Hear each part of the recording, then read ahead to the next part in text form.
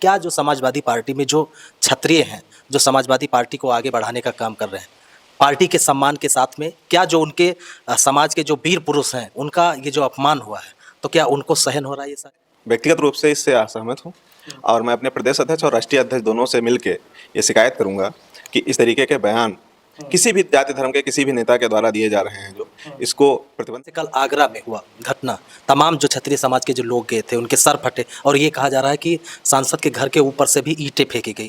के बयान के साथ नहीं हूँ, लेकिन उसके बाद भी जिस तरीके से कानून व्यवस्था ध्वस्त थी, जिस तरीके से कुर्सियां उछाली जा रही थी, पत्थर उछाले जा रहे थे, लोगों के सिर फूट रहे थे, पुलिस वाले घायल हो रहे थे, ये किसी जाति धर्म मजाक के नहीं थे। कह रहा है कि इसका जो जवाब है वो हम आने वाले चुनाव में वोट की चोट से देंगे। समाज पे भी सवाल उठाए गए। औरंगजेब की बात हुई, आप क्यों किसी को मसीहा बनाने लेकिन समाजवादी पार्टी को पीड़ा क्यों होती है? अगर मान लो बीजेपी उठाती है औरंगजेब और बाबर पे, वो कहते हैं हम जो भी नाम है इन्होंने अत्याचार किया देश में, इस नाम को खत्म करेंगे, तमाम बोर्ड उखाड़े गए, तमाम नाम। सांसद के द्वारा वीर राणा सांगा पर जो विवादित बयान दिया गया और उसके बाद आपने देश के अनेकों हिस्सों की तस्वीरें जो देखी होगी और कल आगरा में जो कुछ भी हुआ उसने पूरे देश को झकझोर कर रख दिया। और अभी भी यह जो आंदोलन चल रहा है, क्षत्रिय समाज की जो नाराजगी वह थमने का नाम नहीं ले रही। गोंडा जनपद के चर्चित नेता समाजवादी पार्टी के दिग्विजय सिंह जी हमारे साथ में मौजूद है और बातचीत की इनसे शुरुआत करेंगे। सबसे पहले बहुत स्वागत है। धन्यवाद। आपके पार्टी के राज्यसभा सांसद ने जिस प्रकार से बयान दिया और उसके बाद में जो क्षत्रिय समाज है बड़ा आक्रोश है और तमाम जगह पर अब सोशल मीडिया पर पूछा जा रहा है कि क्या जो समाजवादी पार्टी में जो क्षत्रिय हैं, जो समाजवादी पार्टी को आगे बढ़ाने का काम कर रहे हैं, पार्टी के सम्मान के साथ में क्या जो उनके समाज के जो वीर पुरुष हैं उनका ये जो अपमान हुआ है, तो क्या उनको सहन हो रहा है ये सारी चीज़ें? नहीं, ऐसा नहीं है। ये देश की राजनीति का एक सस्ती लोकप्रियता का एक माध्यम बन गया है। किसी भी महापुरुष के खिलाफ टिप्पणी की जा रही है, जिसकी आप सदन की बात कर रहे हैं उसमें पहले भी तमाम लोगों के ऊपर टिप्पणी हुई, उसका उसी पे ये बातें आई। मैं व्यक्तिगत रूप से इससे असहमत हूँ और मैं अपने प्रदेश अध्यक्ष और राष्ट्रीय अध्यक्ष दोनों से मिलकर ये शिकायत करूंगा कि इस तरीके के बयान किसी भी जाति धर्म के किसी भी नेता के द्वारा दिए जा रहे हैं जो इसको प्रतिबंध लगाया जाए।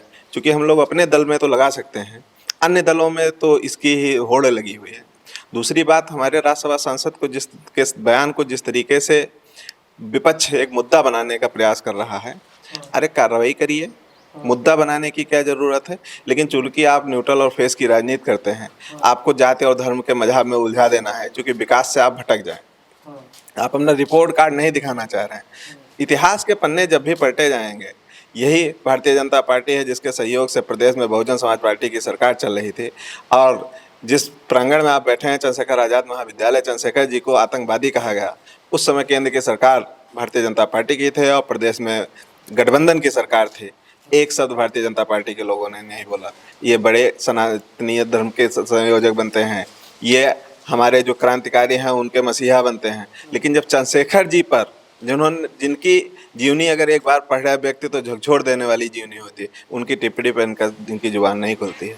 तो ऐसी टिप्पणियां निंदनीय है और भारतीय संविधान में मैं चाहता हूं कि इस तरीके से कोई टिप्पणी ना हो और नेताओं पर इस तरीके की टिप्पणी करने का प्रतिबंध बने, एक कानून बनना चाहिए।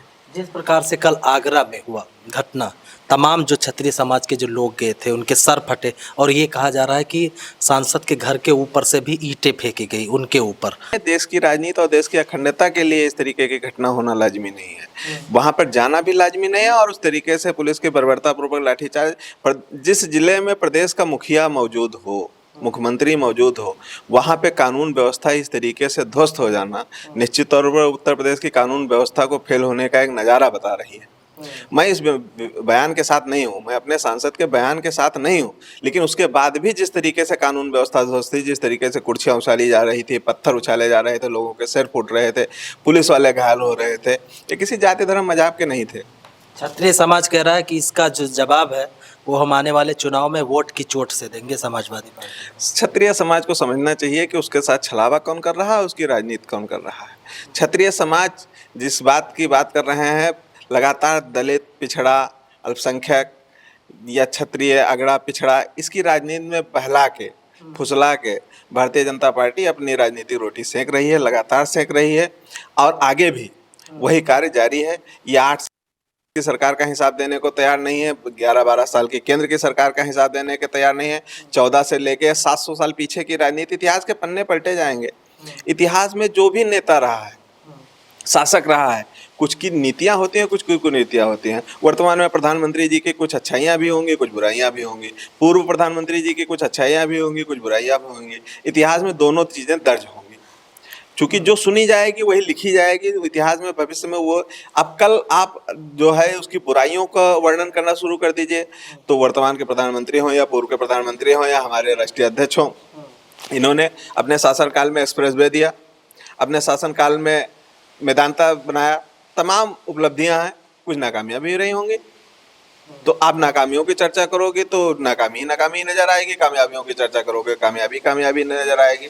तो भविष्य की आप चिंता कीजिए, वर्तमान की चिंता कीजिए। आप इतिहास के पन्नों को, इतिहासकारों को पढ़ने का और बच्चों को पढ़ने के मौका दीजिए, वो पढ़ेंगे और उससे अपनी नीतियां आगे की तय करेंगे। इतिहास के पन्नों को, इतिहास पर राजनीति, इतिहास सदन में उछाला जाए, ये बिल्कुल मेरे हिसाब से या देश की अखंडता और प्रभुत्ता के हिसाब से ये बिल्कुल लाजमी नहीं है। लेकिन अब जो घटना हुई, जिस दिन सांसद ने बयान दिया, उसके बाद अब लोगों का ये कहना है कि अगर समाजवादी पार्टी के मुखिया अखिलेश यादव ये कहते कि नहीं उन्होंने गलत बयान दिया है और इस पर वो माफ़ी मांगेंगे, तो इतना बड़ा जो कुल आगरा में हुआ जो घटना, वो शायद ना होती। क्षत्रिय समाज कहीं ना कहीं सोचता।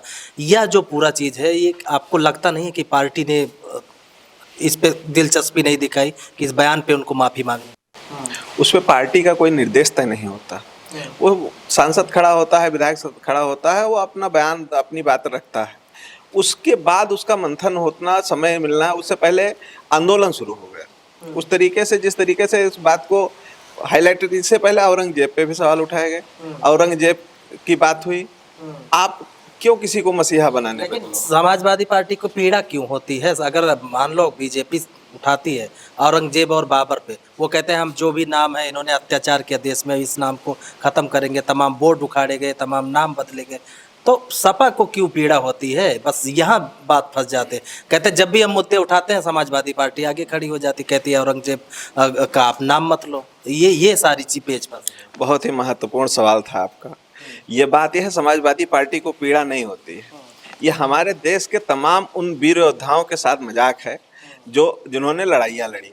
शिवाजी, जिनको ये अपना मसीहा मान रहे हैं भारतीय जनता पार्टी, शिवाजी ने लड़ाई लड़ी, महाराणा प्रताप ने लड़ाई लड़ी। ये आप इतिहास दिखाओगे? अब इतिहास में किससे लड़े, अगर इस बात को आप खत्म कर दोगे तो इनका वजूद अपने आप मिट जाएगा कि नहीं मिट जाएगा? महाराणा प्रताप किससे लड़े, इसका वजूद बचेगा। शिवाजी किससे लड़े, इसका वजूद बचेगा। पृथ्वीराज चौहान किससे लड़े, इसका वजूद बचेगा। अगर एक पक्ष को आप समाप्त कर दोगे, न्यूट्रल को आप समाप्त कर दोगे, तो फेस का कोई महत्व नहीं बचेगा। फेस से लाइट नहीं, तो न्यूट्रल और फेस दोनों की आवश्यकता है। जो इतिहास दर्ज है, इतिहास दोनों पढ़ना चाहिए। हमको किसी के नाम बदलने से कोई आपत्ति नहीं है, लेकिन नाम बदल के आप जो विकास की राजनीति, जो हजारों करोड़ रुपए का बजट है, उस पर जो बंदरबाट कर रहे हैं, इस पे आपत्ति है। नाम बदलने में आपका खर्चा जो आ रहा है, उससे कोई मतलब नहीं है। आप धर्म की राजनीति कर रहे हो, उससे धर्म से और बजट से कोई मतलब नहीं है। और विकास का आप अपना प्रोटोकॉल बताइए, विकास पे आप क्या बात कर रहे हैं?